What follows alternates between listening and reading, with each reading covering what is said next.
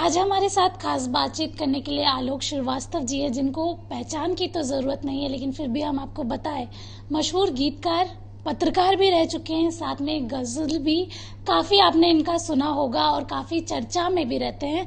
आज हमारे साथ सीधा बातचीत करने के लिए और हमारे दर्शकों के लिए ये खास पेशकश हम लेके आए। सर, सबसे पहले आपका कशिश न्यूज़ में हार्दिक स्वागत है। बहुत बहुत शुक्रिया आपका और कशिश न्यूज़ का बहुत शुक्रिया। आपने अभी मेरे तारुफ में एक बात कही कि पत्रकार रह चुके हैं।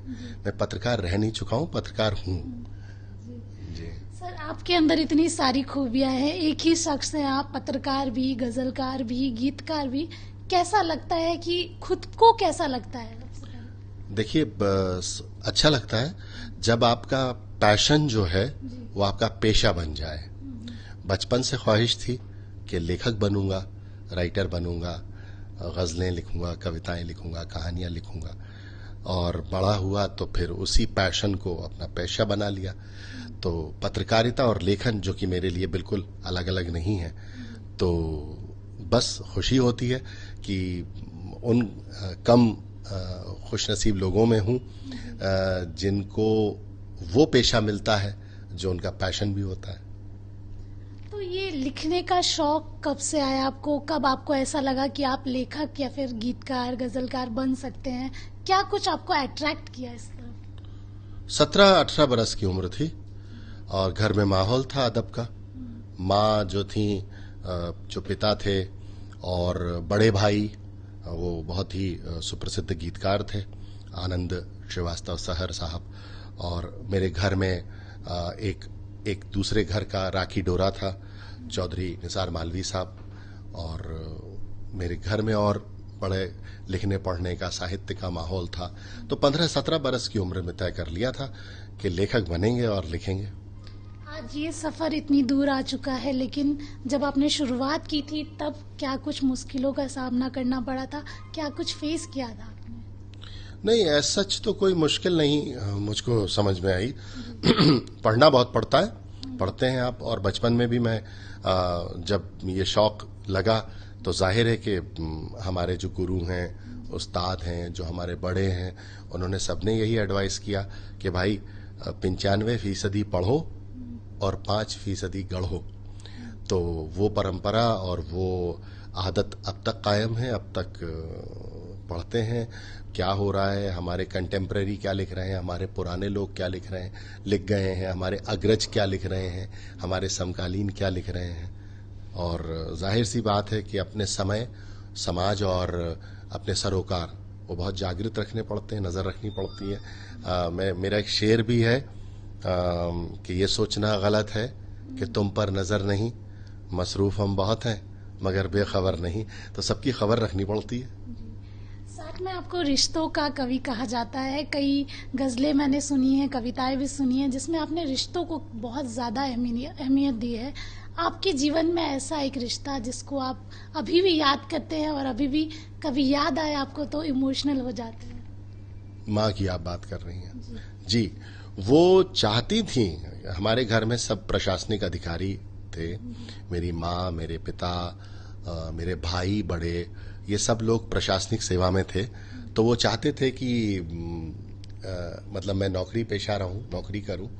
और माँ चाहती थी कि मेरा जो पैशन है लेखन, वो ही मैं करूं।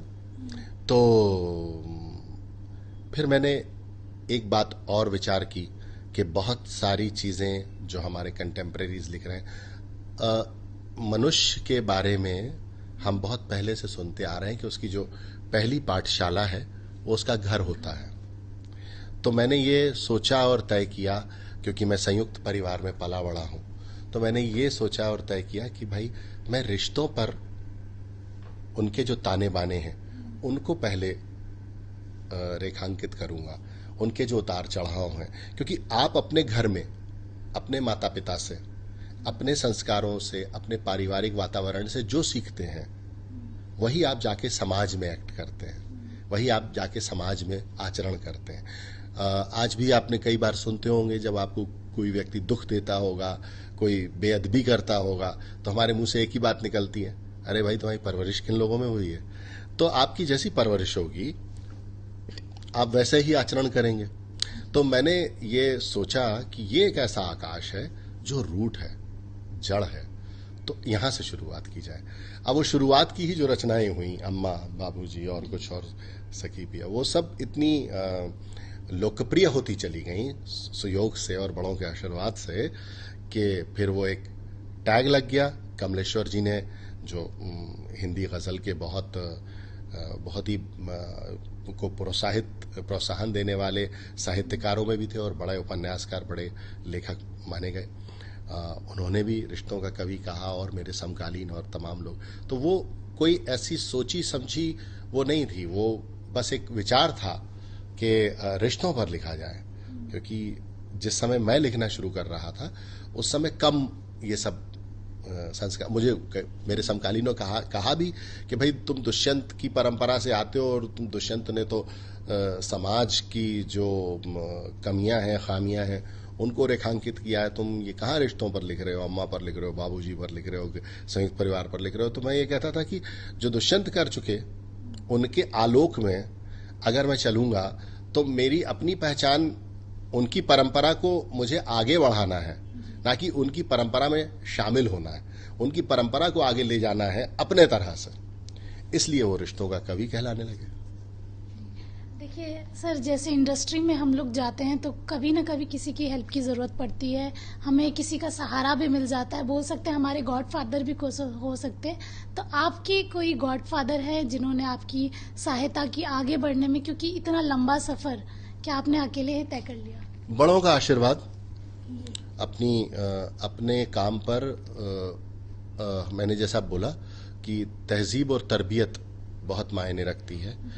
मेरे उस्ताद गोविंद आर्य निषाद साहब, बशीर बद्र साहब और मेरे अपने बड़े भाई चौधरी निसार मालवी साहब, जो हमारे विदिशा के उस्ताद शायरों में जिनका शुमार होता है वो, और अपने बड़े जिनके मार्गदर्शन में और जिनके उसमें आशीर्वाद में कारवां बढ़ता गया, तो मैं इनको श्रेय देता हूँ। मेरे अपने, ख़ासतौर से अपने बड़े कि मुझे सोहबतें बहुत अच्छी मिली।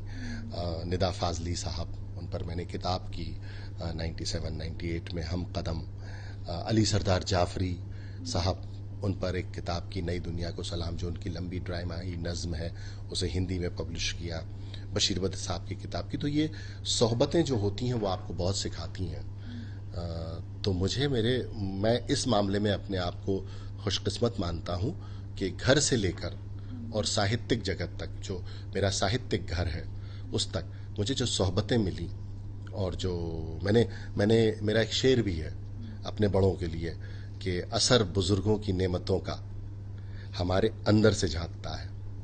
असर बुजुर्गों की नेमतों का हमारे अंदर से झांकता है, पुरानी नदियों का मीठा पानी नए समंदर से झांकता है। तो मुझे ऐसा लगता है कि मुझमें जो कुछ है वो अपने बड़ों का आशीर्वाद और अपने बड़ों का असर है, उनकी तरबियत का ये आलोक है।